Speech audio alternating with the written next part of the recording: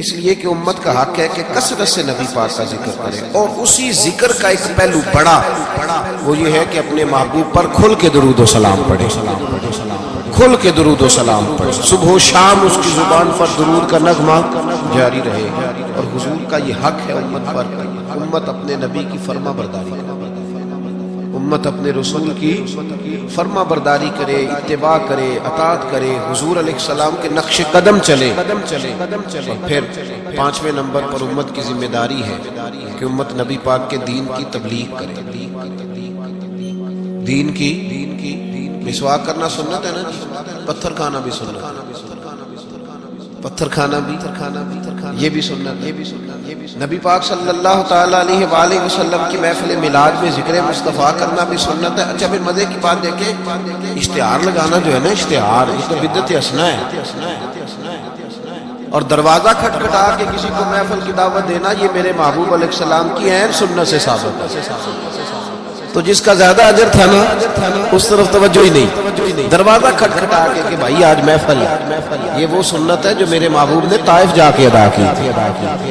لوگ کہتے ہیں بڑا خرچہ کیا، بھائی کیا خرچہ کیا؟ کہتے ہیں میں 26,000 کی اشتہار چاہتا ہوں۔ بھائی سب سے زیادہ ضروری کام، بہت سارے ایسے بد مذہب ہیں، ان کے بڑے بڑے ایسے مبلغ ہیں جن کا آپ نے کبھی اشتہار نہیں دیکھا، مجمع ہزاروں میں، اس لیے کہ وہ ان کا ہر بندہ اشتہار بن جاتا ہے، ہر بندہ۔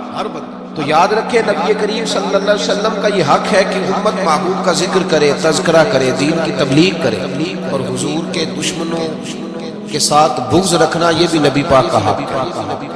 ایسا نہیں ہو سکتا کہ ایک بندہ حضور کی بے ادبی کرے، توہین کرے، محبوب کے نواسوں کو باغی کہے، حضور علیہ السلام کے صحابہ کو برا کہے اور ہمارا یار بن جائے۔ یہ حضور کا حق ہے کہ ہم نبی پاک کے دشمنوں کے ساتھ اپنے دل کے اندر کجی رکھیں، ان سے بچے۔ میری باتوں کی سمجھ آ رہی ہے میرے بھائی؟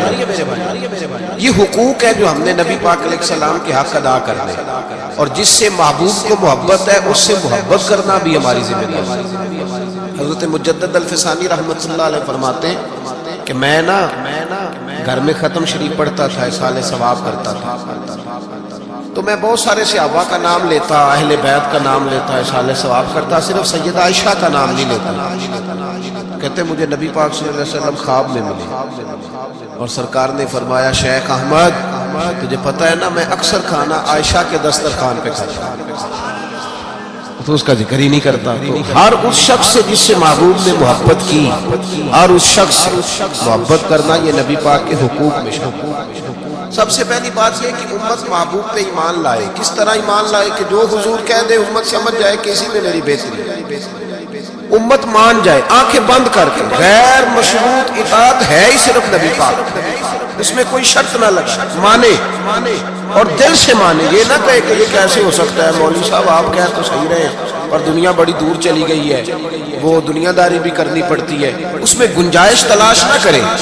جو حضور کہہ دے اس پہ ایمان لے، جو نبی پاک فرما دے اس پر ایمان لے۔ نبی پاک صلی اللہ علیہ وسلم مکے سے ہجرت کر کے مدینے تشریف لا رہے تھے، حضرت ابو بکر صدیق ساتھ تھے۔ ابو جہل نے اعلان کیا کہ جو محبوب علیہ السلام کو معاذ اللہ گرفتار کرے گا 100 سرخوٹ ملیں گے، اور بھی بہت سارے لوگ آئے، سراقہ بن مالک بھی گھوڑا لے کے آئے، حضور تک پہنچ گئے۔ نبی پاک علیہ السلام کا اختیار زمینوں پہ بھی چلتا ہے، آسمانوں پہ بھی چلتا ہے۔ سرکار دو عالم صلی اللہ علیہ وسلم کو گرفتار کرنے لگے تو حضور نے زمین کو حکم دیا، زمین نے سراقہ بن مالک کے گھوڑے کی ٹانگیں پکڑ لی، گھوڑا اندر دھسنے لگا تو سراقہ کہتے میرے اندر سے آواز آئی یہ اللہ کے سچے نبی، لیکن ابھی میں پورا مانا نہیں۔ کہتے میں نے عرض کی کہ حضور مجھے معاف کر دیں، معاف کرنا تو میرے محبوب کا طریقہ ہے۔ کہتے معافی مانگی تو محبوب نے اسی وقت فرمایا جا تجھے معاف کیا۔ سراقہ کہتے میں نے پھر جرت کی، پھر بڑھنے لگا، پھر زمین نے میرے گھوڑے کو پکڑ لیا، ٹانگیں اندر دھسنے لگی۔ البدایہ ون نے آیا اٹھا کر کے دیکھیے محبوب پاک سید عالم صلی اللہ علیہ وسلم نے دوسری دفعہ جب زمین میں اس کا گھوڑا دھسنے لگا تو پھر عرض کرنے لگے حضور معاف کر دیں، فرمایا جا تجھے معاف کیا۔ سراقہ کہتے ہیں آواز اندر سے آئی پر ابھی میں پورا مانا، آواز تو ہمارے اندر سے بھی روز آتی ہے کہ کہ بدل جانا چاہیے، ہمیں دین کی طرف آ جانا چاہیے، پر ہم بھی تجربے کرتے رہتے ہیں اللہ ماشاءاللہ۔ کہتے ہیں 3 دفعہ ایسا ہوا، 3 دفعہ نبی پاک نے معاف کیا، پھر میرے اندر سے آواز آئی کہ یہ اللہ کے سچے رسول ہیں۔ جب تیسری دفعہ معاف کیا تو محبوب مسکرانے لگے۔ ایک کسرا کا بادشاہ تھا، توجہ ہے میری بات پر، کسرا کا ایک بادشاہ تھا تو ہاتھوں میں کنگن پہنتا تھا، موٹے موٹے سونے کے کنگن۔ وہ جب بات کرتا نا تو کنگن ہلتے، جس طرح ہمارے حکمرانوں کے بڑے للے تو للے نہیں۔ آپ کا ایک ایسا وزیر اعظم گزرا ہے جو دلی سے کپڑے خریدتا تھا اور آسٹریلیا سے سلوایا کرتا تھا۔ یہ غریب قوم، چلیں خیر، ان کی میں کیا بات کروں، اب تو پیروں کی گاڑی بھی 1.5 کروڑ کی آتی ہے، ان کی میں کیا بات کروں۔ اب تو لوگوں کو فقر کا درس ہے، دنیا کو کہتے ہیں فقیر ہوتے جاؤ خود امیر ہوتے جاؤ۔ اب تو یہاں بھی حال بڑا اللہ ماشاءاللہ عجیب ہے، اس طرف کیا جاؤں، یہاں بھی رونا بڑا سخت ہے۔ غریب سادہ تو رو رو کے ہو گیا تائب، کاش اس پیر مغاں کو بھی مل جاتی توبہ کی توفیق۔ اور اقبال نے کہا یہ نذرانہ نہیں، یہ سود ہے پیران حرم جو لگایا ہوا ہے، ٹیکس آئے ہو تو کیا لے کے آئے، عام دام برسر مطلب۔ وہ کسرا کا بادشاہ جو تھا وہ کنگن پہنتا تھا، جب بات کرتا تھا تو بجتے تھے، تو مشہور بڑے تھے کہ اس کے کنگن ہے بھائی۔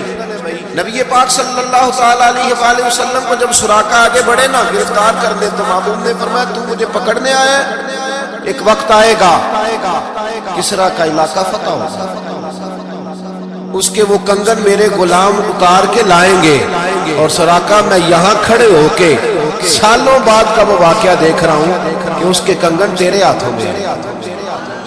اب ذرا رک کے سوچئے، مکے سے نکلے ہیں، مدینے ابھی پہنچے نہیں، ایک گاؤں پہ بھی مسلمانوں کی حکومت نہیں، میرے محبوب نے اتنی بڑی بات کر دی، کسرا کا علاقہ فتح ہوگا۔ حضرت ابوبکر صدیق مسکرانے لگے۔ عامر بن فہیرہ فرماتے ہیں میرا سینہ چوڑا ہو گیا، بھئی تمہیں کیا ہوا؟ کہنے لگے محبوب نے کہہ دیا ہے تو انشاءاللہ علاقہ فتح ہو کے رہے گا۔ ساڑھے نبی دی زبان، ساڑھے واسطے قرآن۔